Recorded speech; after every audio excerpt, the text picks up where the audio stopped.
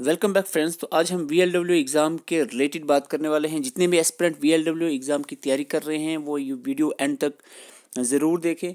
तो सबसे पहले मैं आपको बता दूं कि जो एक टेंटेटिव कैलेंडर JKSSB ने रिलीज़ किया था उसके मुताबिक फरवरी में जो भी एग्ज़ाम होने थे वो आपने देख लिया कि वो कंडक्ट करवा दिए गए हैं। और जो अपकमिंग बड़े एग्ज़ाम है जैसे FAA या VLW हो गया, उसके लिए JKSSB चेयरमैन ने भी कहा है कि 15 मार्च के बाद ये करवाए जाएंगे, यानी 15 से 20 में ये स्टार्ट हो जाएगा। अपना 15-20 मार्च तक आपका FAA का एग्ज़ाम जो है वो कंडक्ट होने के चांसेस है। और जो VLW यानी पंचायत सेक्रेटरी का एग्ज़ाम जो है वो अप्रैल में शेड्यूल हुआ है। तो मैक्सिमम चांस है कि अप्रैल 10 और 20 के बीच में ये एग्ज़ाम कंडक्ट हो जाए।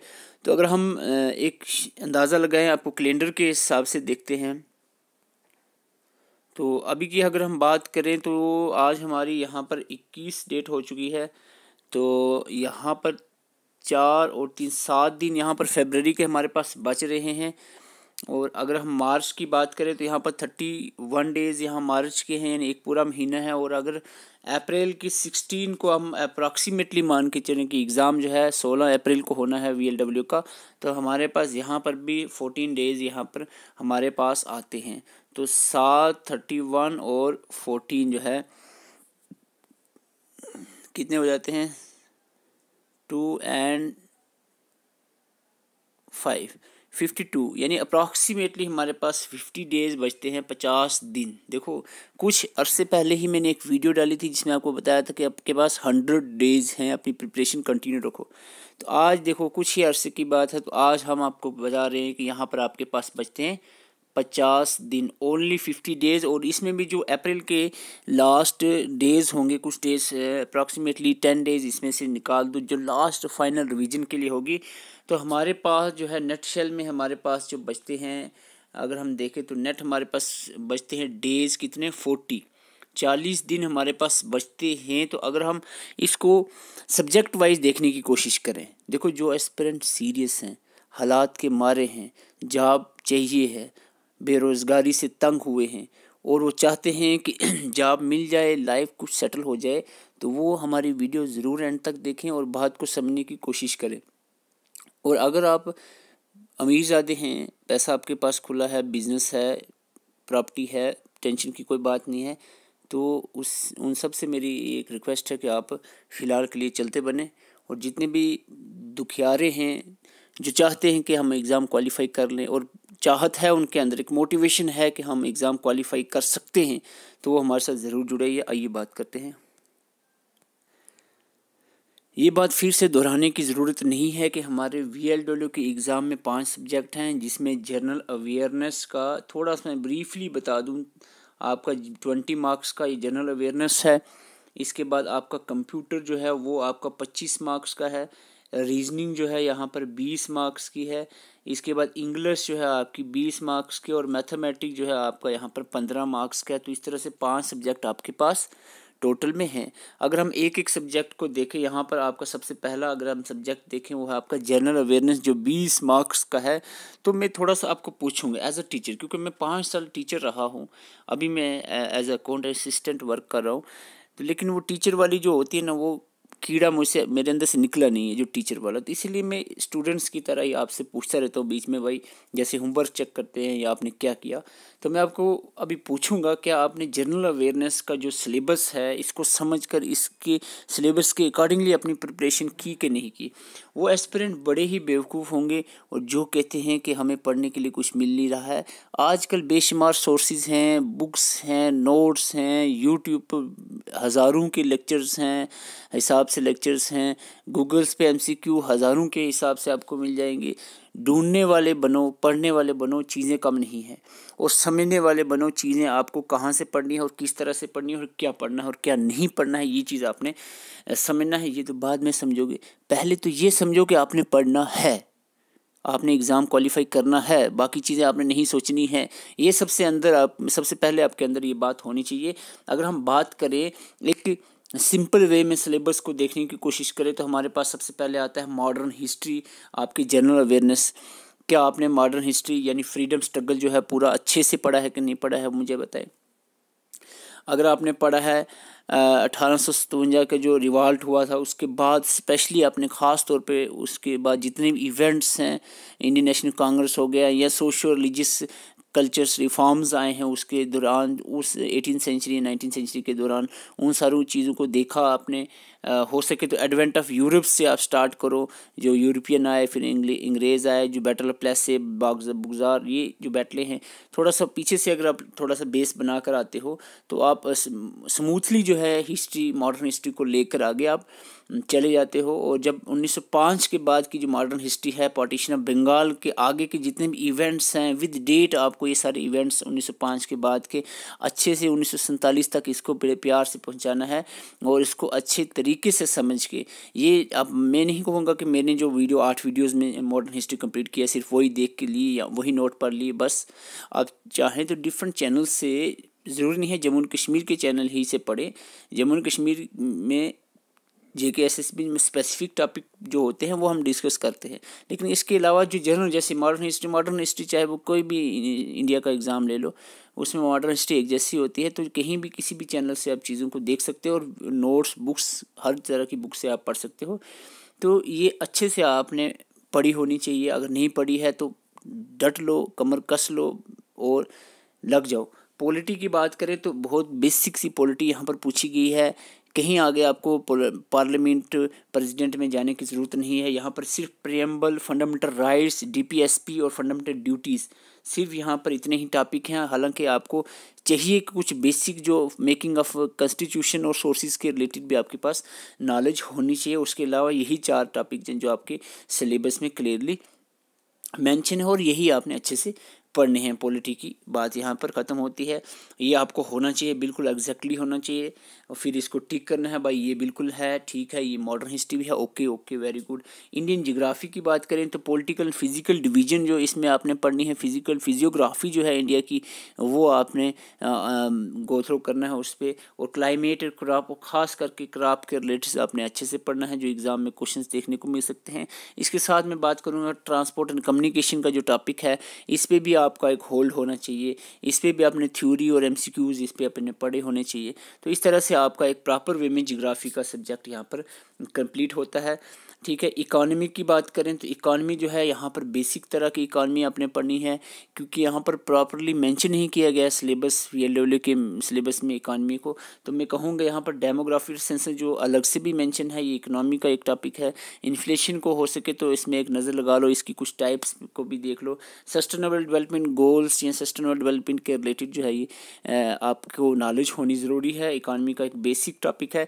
नेशनल इनकम और इसके जो मेजरिंग मेथड्स हैं, इसके रिलेटेड भी हो सके थोड़ा बहुत आप इसको रीड आउट करें।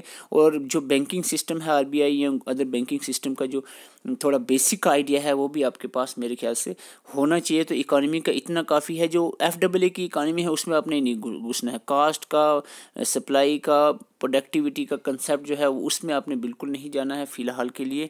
ये बेसिक इकॉनमी यहाँ पर VLW में देखनी है आपको। और जहाँ तक बात करें VLW की जनरल अवेयरनेस की, जम्मू एंड कश्मीर का जो टॉपिक है ये 12 नंबर जो है, मैं आपको अभी भी कह रहा हूँ 12 नंबर, 20 में से 12 नहीं तो 10 या 10 से 12 नंबर जो है ये जनरल जो जम्मू एंड कश्मीर के रिलेटेड आपको पूछा जाएगा। और इसमें हिस्ट्री जो है जम्मू एंड कश्मीर की एक इम्पॉर्टेंट है। Geography of Jammu and Kashmir में आप इसमें रीड आउट करें और टूरिस्ट डेस्टिनेशंस को भी देख लें। तो रिवर्स एंड लेक्स देखो, जियोग्राफी में आपका टूरिस्ट डेस्टिनेशन, रिवर और लेक, फोना फ्लोरा सारा जियोग्राफी का ही आ जाता है टॉपिक्स। फोना flora of Jammu and Kashmir के रिलेटेड, क्रॉप्स के रिलेटेड, अपना जितने भी नेशनल पार्क्स, जितने भी फोनाज हैं या फ्लोराज हैं, उनके रिलेटेड आपने थोड़ा सा कंसेप्ट होना चाहिए। यहाँ पर काफ़ी क्वेश्चंस यहाँ पर जम्मू एंड कश्मीर की जो स्पेशल GK है उस पर देखने को मिल सकते हैं। इसके अलावा 2 बहुत ही इंपॉर्टेंट टॉपिक हैं जो एग्ज़ाम में आपको काफ़ी क्वेश्चंस देखने को मिलेंगे। वो है आपका J&K रीऑर्गेनाइजेशन एक्ट।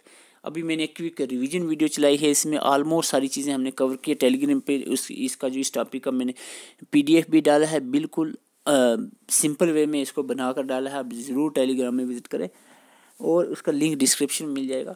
J&K पंचायती राज एक्ट जो है इसको अच्छे से पढ़ें, क्योंकि पंचायत सेक्रेटरी का एग्ज़ाम देना है और ये वैसे भी प्रैक्टिकली भी आपको ये नॉलेज होनी ज़रूरी है। जब अगर आपको मिल भी जाती है तो इसकी नॉलेज होनी ज़रूरी है। तो ये एग्ज़ाम में डेफिनेटली इसमें काफ़ी क्वेश्चंस देखने को मिल सकते हैं। टैक्सेशन का भी एक कंसेप्ट दिया है जिसमें इनडायरेक्ट और डायरेक्ट टैक्सेस और साथ में जीएसटी भी आपको पड़ी होनी चाहिए। और अगर हम सेंट्रल स्पॉन्सर स्कीम की बात करें, एमजी, नरेगा, पीएमए वाई और एसबीएम जो है, ये तीनों स्कीम जो है अच्छे से आपने पढ़ी होनी चाहिए। अभी इनमें से कोई भी चीज़ अगर नहीं पढ़ी है तो अब जल्दी से देखें। मैं आपको थोड़ा सा याद दिला दूं ताकि आपके दिमाग में चीज़ टकराए कि भाई थोड़ा गौर करना ज़रूरी होता है, कि एक बार सिलेबस से गो थ्रू करना, इसको इस पे फिक्र करना ज़रूरी होता है, ताकि आपको थोड़ी टेंशन बनी रही है कि भाई हाँ यार इन्वायरमेंटल तो रह गया, हाँ भाई साइंस एंड टेक्नोलॉजी तो रह गया। ठीक है, साइंस एंड टेक्नोलॉजी में बहुत सारे एस्पिरेंट का कहना है कि इसका क्या किया जाए।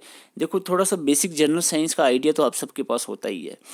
साइंस एंड टेक्नोलॉजी में कुछ इनोवेटिव कंसेप्ट हैं। साइंस एंड टेक्नोलॉजी या टुडे साइंस जो कंसेप्ट होते हैं, या कुछ जो इन्वेंशंस हुई है करंट जो साइंस रिलेटेड है, कोई मिसाइल, कोई इस तरह के इवेंट्स जो है आप देखते हो साइंस में, साइंस करंट रिलेटेड साइंस जो है, इस तरह की चीज़ों को आप थोड़ा सा हो सके तो 2-3 वीडियो सर्च करें साइंस एंड टेक्नोलॉजी के। वो आप 3-4 वीडियो को देखकर छोटे छोटे से नोट्स 1-2 पेज पे छोटे छोटे की पॉइंट्स आप लिख लें, ताकि एक टॉपिक भी आपके माइंड में रहे। करंट अफेयर की बात करें तो यहाँ पर आपको, अगर हम VLW का इतना बड़ा सिलेबस हमने डिस्कस किया है, 20 मार्क्स का टोटल है, तो कॉमन सी बात है, तो करंट अफेयर यहाँ पर सिर्फ 2 से 3 नंबर का बन सकता है। इतना ज़्यादा टाइम देने की ज़रूरत नहीं है। करंट अफेयर की आप बात करें तो लास्ट के 6 मंथ, 1 साल या 1.5-2 साल का करंट अफेयर जो है, 5-6 वीडियोज़ जो 6-6 महीने की आप देख के उसका की नोट्स बनाकर ये, लेकिन करंट अफेयर को लंबा नहीं खींचना है कि आप डेली करंट, हाँ अगर आप JKS या IAS की तैयारी कर रहे हो तो आपको डेली करंट अफेयर पढ़ना चाहिए। द हिंदू न्यूज़पेपर पढ़ना चाहिए, या टाइम्स ऑफ इंडिया, या कोई भी बुक्स रीडिंग, नावल पढ़ना। ये सारी चीज़ें किसके लिए हैं? ये है आपका कम्पिटिटिव जो हायर एग्जाम्स हैं उनके लिए। ये जहाँ फैक्चुअल कंसेप्ट पूछे जाते हैं, यहाँ पर स्टैटिक जीके के क्वेश्चन ज़्यादा पूछे जाते हैं इस तरह के JK SSB के एग्ज़ाम में। तो वो चीज़ें आप मेहरबानी करके ना करें फ़िलहाल के लिए। अगर आप जॉब सिक्योर कर लेते हो, उसके बाद अगर आप कम्पिटिटिव के लिए जाना चाहते हो आगे, तो आप अपनी करंट अफेयर को स्ट्रांग करने की कोशिश कर सकते हैं। तो ये थी बातचीत हमारी जनरल अवेयरनेस के ऊपर। आई होप जो है जनरल अवेयरनेस आपका ऑलमोस्ट क्लियर हो गया होगा। 20 नंबर का मसला है, एक भी चीज़ यहाँ पर छोड़ने की नहीं है, क्योंकि बहुत सारे स्टूडेंट मैथमेटिक्स के कुछ पोर्शन को छोड़ने के बारे में सोच रहे होंगे तो छोड़ सकते हैं, लेकिन यहाँ पर छोड़ने की कोई गुंजाइश नहीं बनती। अगर हम बात करें कंप्यूटर की, तो कंप्यूटर ऑलमोस्ट जो है, जितने भी अरिहंत की कंप्यूटर की एक छोटी सी बुक है, उसमें जितना है एक प्रोग्रामिंग का बीच में से कंसेप्ट निकाल दो, नंबर सिस्टम में थोड़ा बेसिक लेना है, बाकी निकाल दो। बाकी सारी वो जो बुक है उसमें ऑलमोस्ट जो है आपको रीड आउट की होनी चाहिए, अच्छे से पढ़ी होनी चाहिए। और जो आपको नोट्स मैंने प्रोवाइड किए हैं वो ऑलमोस्ट JK SSB के एग्ज़ाम ओरिएंटेड वे में बनाए गए, तो उसको आप अच्छे से पढ़ें, प्रिंट आउट निकाल के रखें। और जहाँ तक बात करें फंडामेंटल कंप्यूटर्स, आप इसमें पढ़ते हो characteristics, history, generation of computer memory एक इम्पॉर्टेंट टॉपिक है।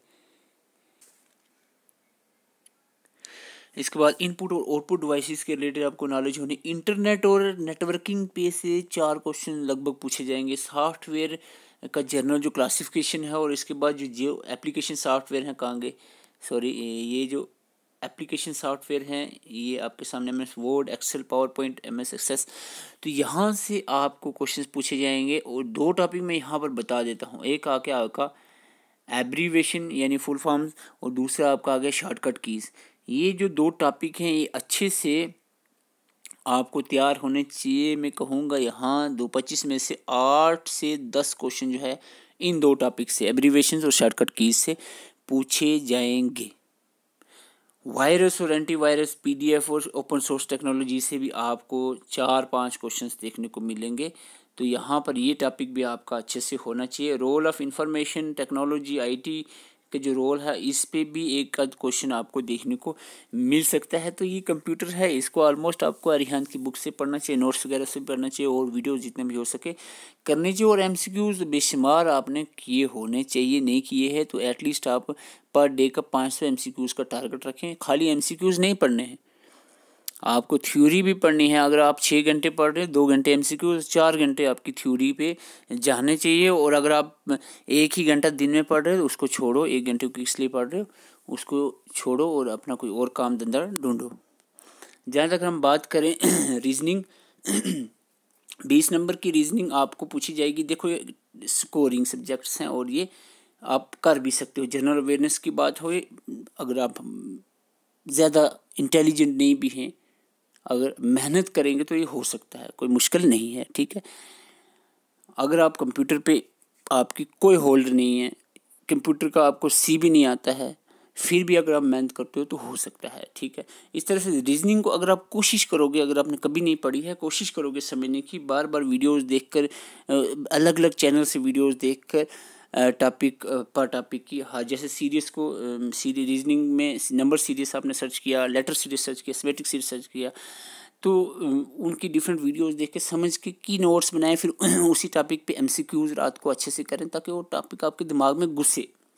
Statement in conclusion Venn diagram पे आपको क्वेश्चंस बहुत सारे 4 से 5 क्वेश्चंस आपको देखने को मिल सकते हैं। इस टॉपिक से अच्छे से ये टॉपिक होना चाहिए, ठीक है। बड़ी तसल्ली से आपको ये टॉपिक अच्छे से किया होना चाहिए। क्लासिफिकेशन पे क्वेश्चंस देखने को मिल सकते हैं। एनालॉजी चाहे नंबर, सिम्बॉलिक, फिगर एनालॉजी पे क्वेश्चंस देखने को मिल सकते हैं। स्पीड, डिस्टेंस, टाइम अगर आपको टफ लगता है तो थोड़ा सा इसमें आप कोशिश करें, हो सके तो ठीक है, नहीं तो कोई प्रॉब्लम सॉल्विंग पे फिगर बेस्ड क्वेश्चन जो है आपको बहुत सारे देखने को मिलेंगे। थोड़ा बहुत आइडिया फिगर बेस का होना चाहिए कि किस तरह से सॉल्व करते हैं। हालांकि फिगर बेस मोस्टली स्टूडेंट्स निकाल लेते हैं क्वेश्चंस के आंसर, तो फिर भी थोड़ा बहुत आपको वीडियोस वगैरह देखी होनी चाहिए ताकि थोड़ा कंसेप्ट तो रहे भाई किस तरह से फिगर बेस्ड क्वेश्चंस को हैंडल किया जाता है।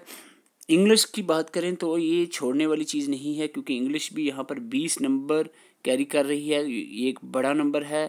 एक भी सब्जेक्ट यहाँ पर पूरा कहीं हम स्किप नहीं कर सकते या इसी तरह ही छोड़ देंगे, देखा जाएगा, ठीक है। देखो सेंटेंस करेक्शन हो गया, स्पेलिंग चेक, एरर, ये ऐसे टॉपिक होते हैं आप कर लोगे, ठीक है। आपको इतनी इंग्लिश आती है, कर लोगे। आइडियम फ्रेज हो गया, साइनोनिम, एंटोनिम कहाँ गया, तो ये हो गया। ये 2 ऐसे टॉपिक हैं, ये हुए तो हुए, नहीं हुए तो नहीं हुए, ठीक है, क्योंकि करने से नहीं होंगे। बाकी आपको करना क्या है, tense, narration, modal, article, class और प्रिपरेशन, प्रीपोजिशन और एक्टिव पैसिव वॉइस, ये जो 4, 2, 6, 7 टॉपिक हैं, इनको आपने अच्छे से समझना है, ठीक है। बाकी आप छोड़ दो। 7 टॉपिक इंग्लिश में आपको 7 टॉपिक के लेक्चर्स देखने हैं, फिर इनके MCQs करने हैं, लेक्चर्स देखने हैं, फिर इनके MCQs करने हैं। ये 7 टॉपिक के आप कर लो, बाकी इंग्लिश को आप छोड़ दो, हो जाएगा, देखा जाएगा, ठीक है। लेकिन ये 7 टॉपिक को आपको समझना, क्योंकि इनके रूल रेगुलेशन जो है समझना जरूरी है। जैसे कि एक्टिव पैसिव है, आपको सीधा 3 से 4 क्वेश्चन यहाँ पर डायरेक्टली एक्टिव पैसिव से देखने को मिल जाएंगे। हालांकि एक और टॉपिक होना चाहिए यहाँ पर, नरेशन, अच्छा ठीक है, नरेशन ऊपर है। Tense, narration, modal, article, preposition, active passive voice, classes, तो ये टॉपिक आपको अच्छे से इंग्लिश के पढ़े होने चाहिए।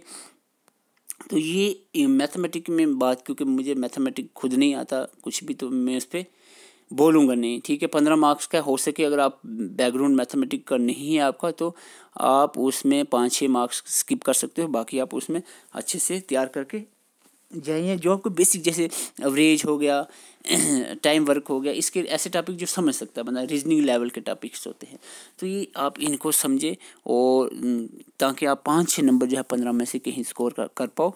अगर आप मैथमेटिक्स हैं तो कोई प्रॉब्लम नहीं, अगर आप नहीं है तो उसमें इतनी कोशिश करें आप ज़रूर।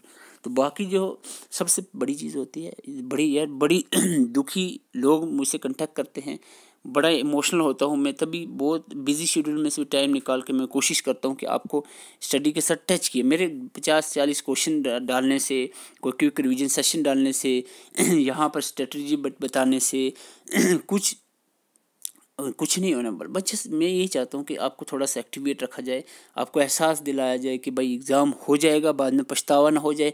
1500 पोस्टें फिर नहीं आने वाली है और कंपटीशन और ज़्यादा बढ़ जाएगा, अनएम्प्लॉयमेंट बढ़ रही है, बहुत सारे यंगेस्ट आ रहे हैं और वो आपसे आगे ना निकल जाएं। आप कोशिश करो कि आप कहीं सेटल हो जाते हो तो फिर वो उनको भी मौका मिले कि अपनी आसानी से वो अपनी जॉब को सिक्योर कर सके। तो उम्मीद है कि आपको मेरी बातें कुछ समझ आई होंगी।